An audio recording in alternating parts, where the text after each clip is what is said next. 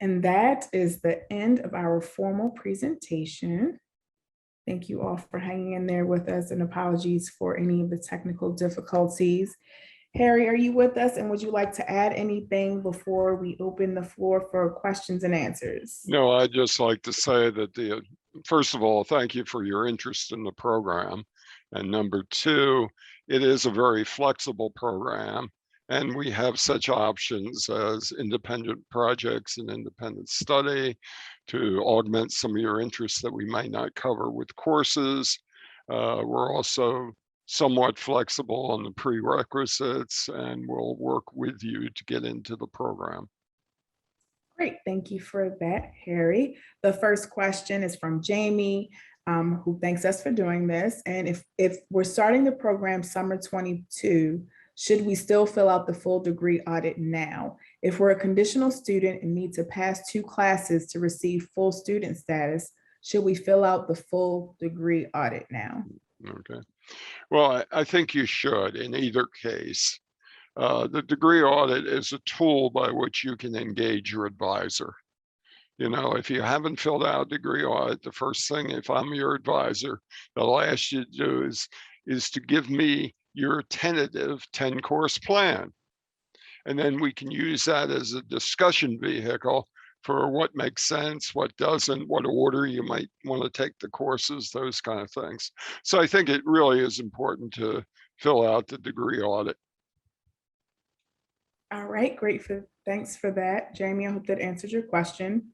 The next one is from Ali, who has a question about what happens in the case that there's an overlap between the bachelor's graduation date and the start of the online program.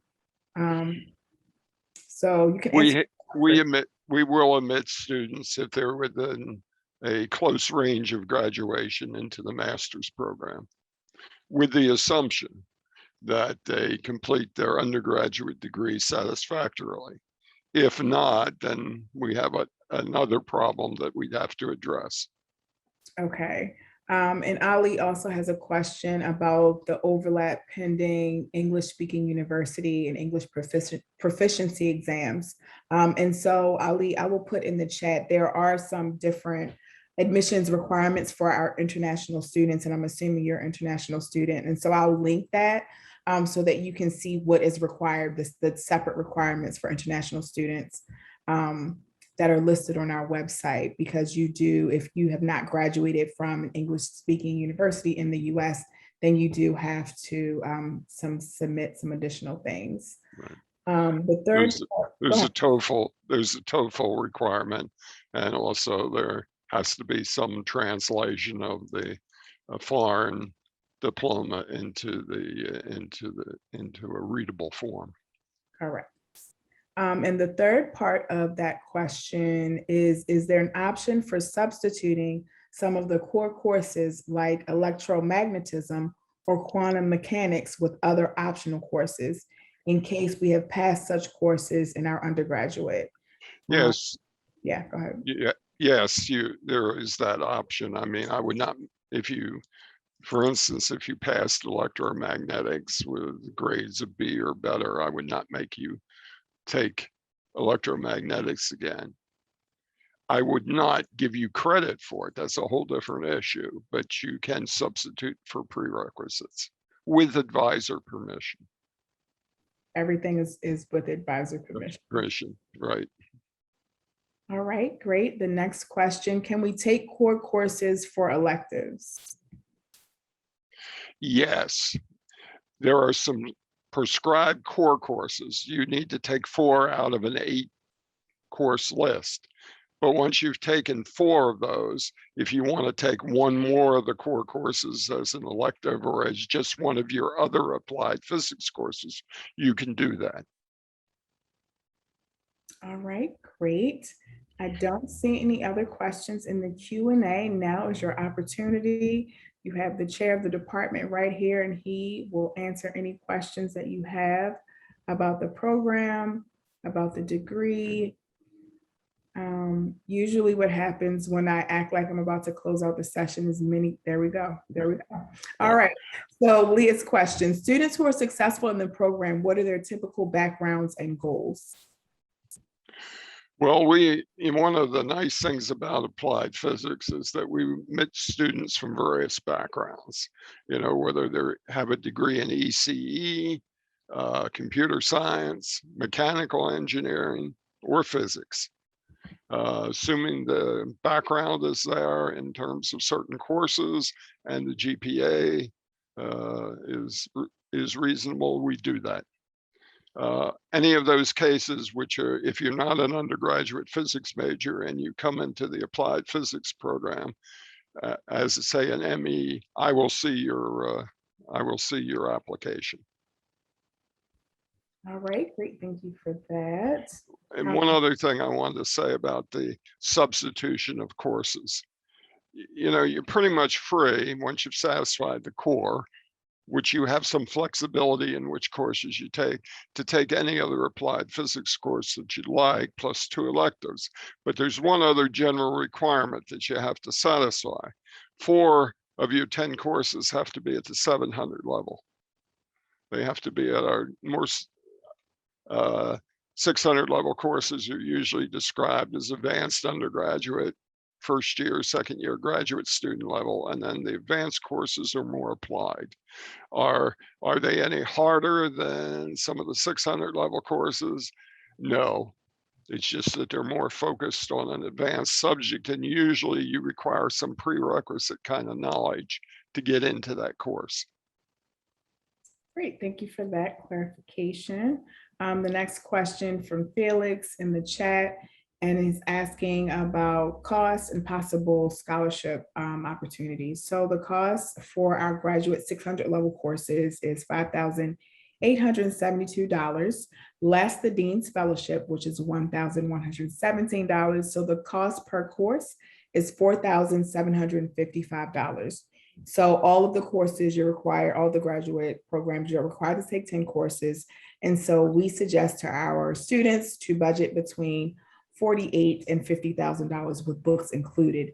There are no additional fees. The only fee that you will pay after you have registered and admitted is your graduation fee. And that happens, of course, at the end. But we suggest budgeting up to $50,000 for books and things for the course of study.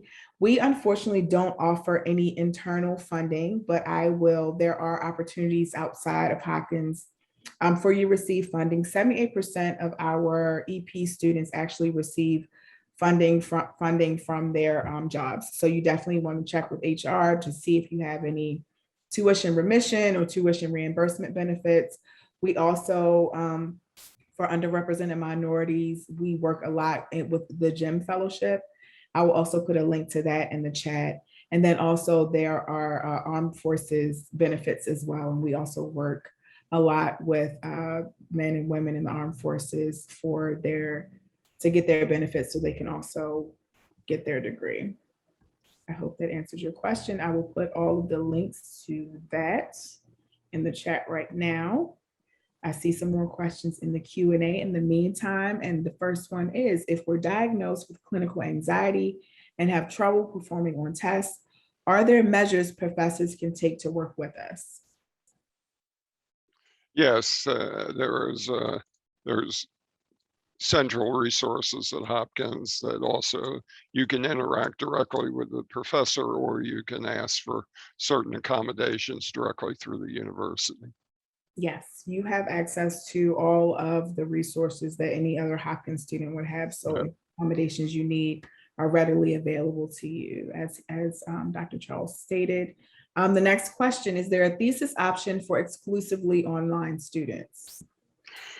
There is no thesis option right now in applied physics in general, whether you're face-to-face or online. We have the independent study courses, 2 courses at the end of the semester, at the end, the latter part of your program, where you can work individually with a professor or a mentor and get some benefit. But we do not have right now a thesis option. Very, very few of our EP programs do. There are a few that do. And we have looked at this several times, and we haven't done it yet. And I think it's the classic answer to it. There's a simple answer to it. Right. All right, the next question. I passed 2 of the courses more than 4 years ago. Could they be accepted as transfer credits toward the applied physics program? All right. Transferring courses is tricky. It's tricky from one perspective. The rule says that if you transfer a course in that's 4 years old, if we accept it, your 5-year clock starts at the date of that course completion. So that would mean you'd only have 1 year to complete 9 other courses. Now, there is a process by which you can get the course recertified, but you have to be able to show that the course content in the field has not changed. And second of all, that the course you're replacing from the applied physics program, that the content of the transfer course is somewhat equivalent. So there are procedures. There's some general things in the catalog, but then you need to talk with your advisor to see if it makes sense for you to transfer. The other thing you have to recognize is that if you were an undergraduate and you took some graduate courses and you're just coming so that the 5-year problem won't be a problem, you still have to make sure that you receive graduate credit for those courses. It says so right on your transcript. It's not just that this is listed as an undergraduate graduate course. You have to have received graduate credit. And number 2, it can't have counted for your undergraduate degree. A lot of people take extra courses and sometimes they take graduate courses. And if they do that and it's on their transcript clearly as an extra course and that you've received graduate credit for it, then it's subject to transfer. Or if you took a graduate program at some other university where you took a course and you want to bring that in, we can look at the date problem and certification problem. But that's all up between you and your advisor typically. It doesn't usually get to me unless there's an issue. All right, great. Thanks for that. Hope that answered your question. The next question, what's the minimum GPA considered? 3.0 is the bottom line GPA. Do we take students with GPAs less than 3.0? Yes, we do. And I encourage everybody who applies to submit a resume and any other information that you think is relevant that would, we've all had undergraduate issues sometimes with courses and things like that, and GPAs are only one measure of the overall performance, but you're applying for physics.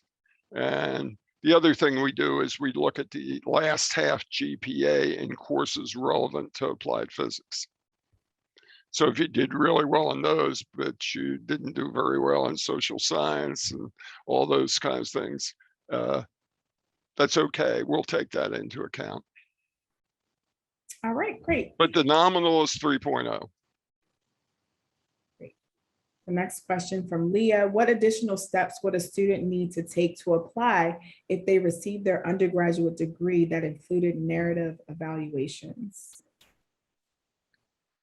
That means you do not have letter grades for your courses. Is that what that means? I'm thinking so, Leah. If you want to come back in the chat to clarify, then we can circle back to that question. Right.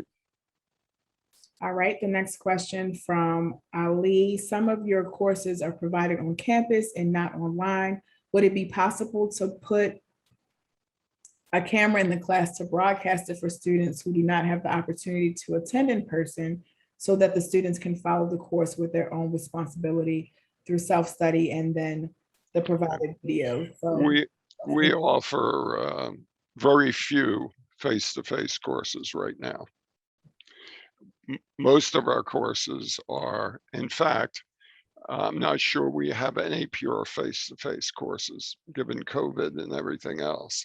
We've adopted 2 forms of synchronous online. One is what we call 8VL, which means the instructor teaches over Zoom to a remote student body.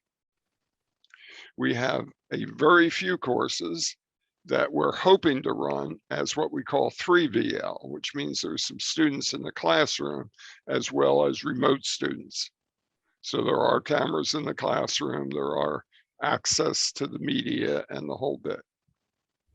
But right now, because of the COVID restrictions, and we may be going back into some more COVID restrictions, I think the only face-to-face pseudo courses are these synchronous online courses.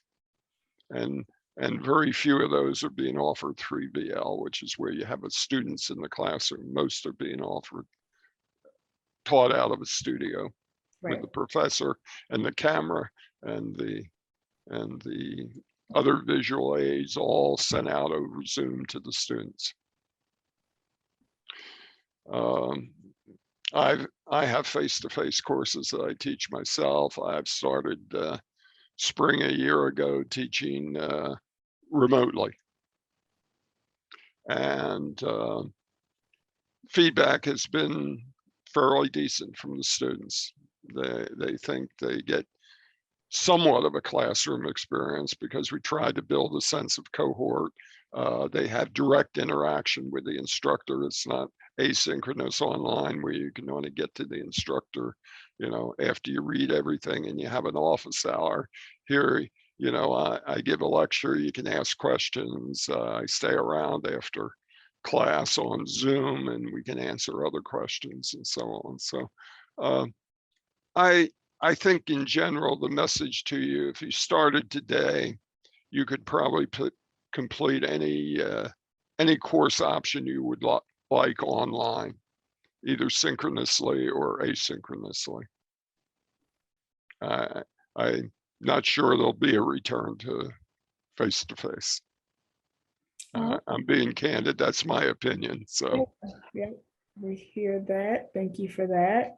And so Leah's question, she's following up and saying, yes, narrative evaluations, meaning there's no letter grade in place of a lengthy evaluation of the student's work within the course written by the faculty. So yes, she's asking about.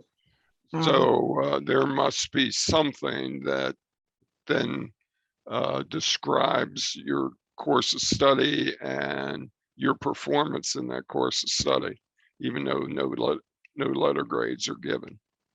So you need to submit as much documentation as you have that would attest to your abilities in those undergraduate courses.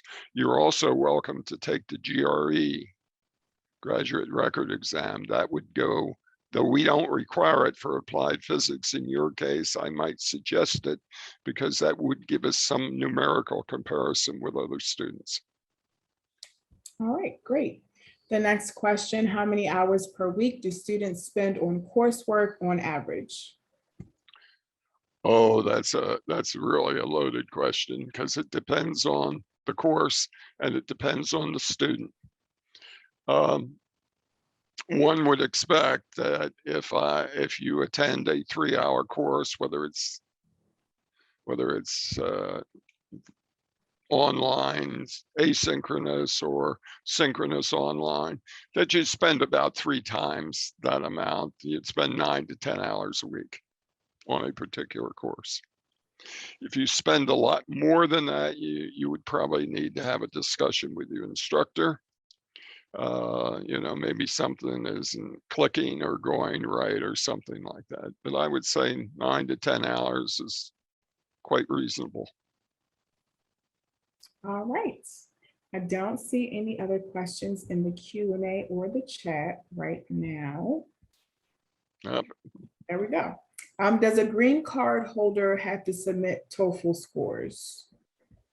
So the TOEFL scores are strictly based on your undergraduate institution, not your visa status or anything like that. So if you did not graduate from a English speaking or American university, then you would have to submit TOEFL scores. The next question, what are tests like for the courses? You know, it really depends on the instructor. You know, some instructors give all problems. Other instructors give some problems and some essay type questions. Other instructors have a combination of quizzes and exams and other things that they do to evaluate students.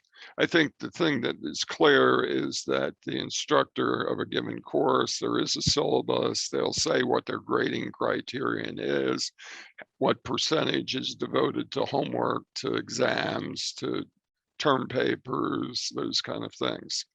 But I think there's no standard exam form, or there's no standard metrics by which instructor A has to conform compared to instructor B. They have to have enough evaluation vehicles to be able to render a grade. So that means you can't just have an exam at the end of the course. You know, you can have a whole bunch of quizzes, you can have a midterm, you can have a final, you could have a midterm or an end of course test, a term paper, and homework or projects. So it really depends on the nature of the course. All right, great. The next question, could this program be used to follow the route to quantum engineering and quantum computing? Please explain a bit how this could be achieved. Well, I think there's a lot of courses in our program that are related to quantum and quantum computing and those kind of things. You just have to look at the courses. You know, if you really have an interest, the students will have my email, right, from this. And if they don't, we can make it available to you. And there's a couple of professors you really ought to talk to about the quantum path. I think we have enough stuff in applied physics, enough courses in applied physics to have a true quantum path, but I think you'd be better to talk with some of the instructors that actually teach those courses. All right, thank you for that. The next question, is there an application fee for the program? No, there's no application fee, and we have rolling admissions, so you can apply today. You have nothing to lose. Fall 21 applications are closed, so if you apply today, you will be considered for spring 22. The next question, could you talk about the application process? Well, it's a simple online form. Requires submission of transcripts, and you can use unofficial transcripts up until the time of acceptance, but after acceptance and you want to enroll, we need official transcripts. Include a resume if you'd so like, or any other information that would help the admissions people make a decision. But I think it's pretty straightforward. Anya, what do you think, Kai? It is indeed. The application is straightforward, and like I said before, no fees, so you have nothing to lose. I don't see any other questions in the Q&A or the chat. I'm saying that slowly because now would be the time to submit any additional questions you have. If we don't receive any more questions, then we will close out the session. I will put, there we go. The next question, I have an intro to astrophysics and general relativity, and I received D grades for both. Are they transferable? No. No. You would have to get a B or above for them to even be considered Right. as transfer courses. So no. Yeah.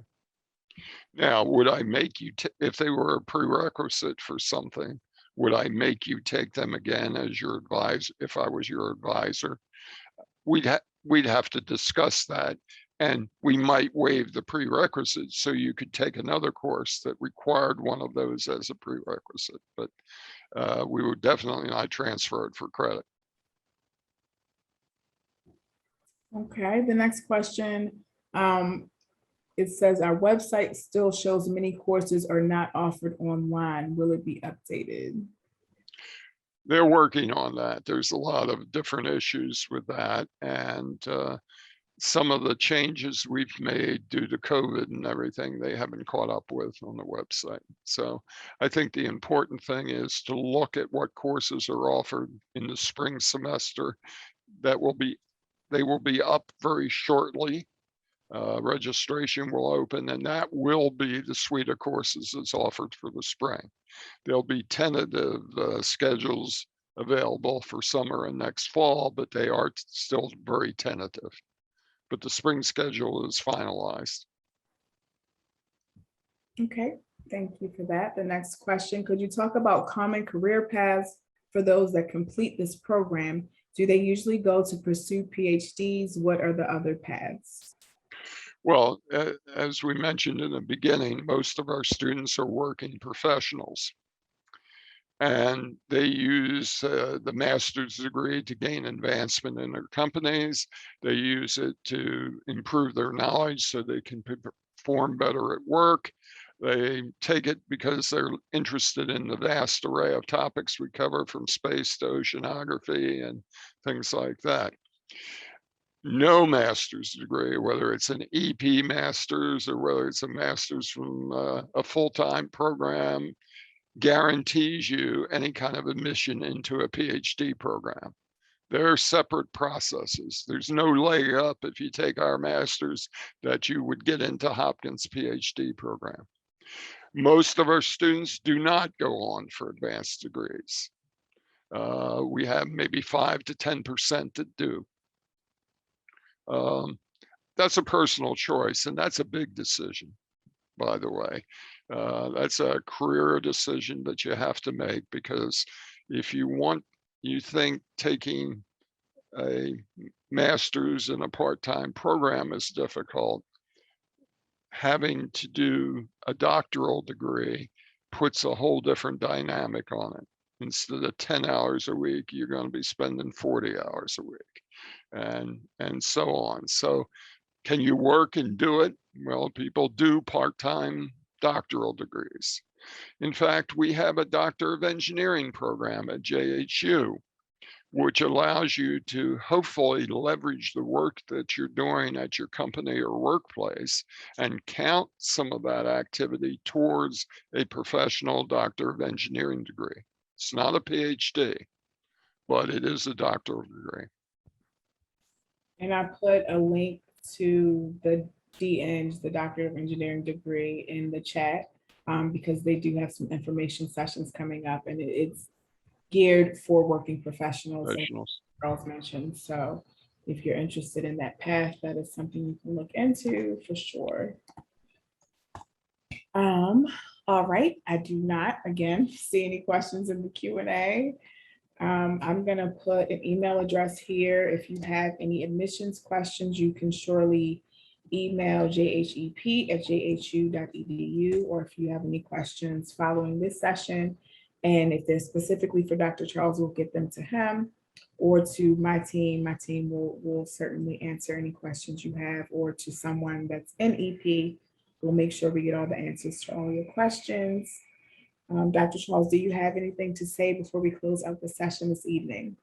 No, I hope you all apply. Yes. I mean, I'd like to say welcome aboard. Yes, that is the goal. We look forward to seeing you all in our virtual classrooms. Enjoy the rest of your evening. Thanks so much for your time, Dr. Charles. Have a great evening. Everybody have a great evening. Bye. Bye.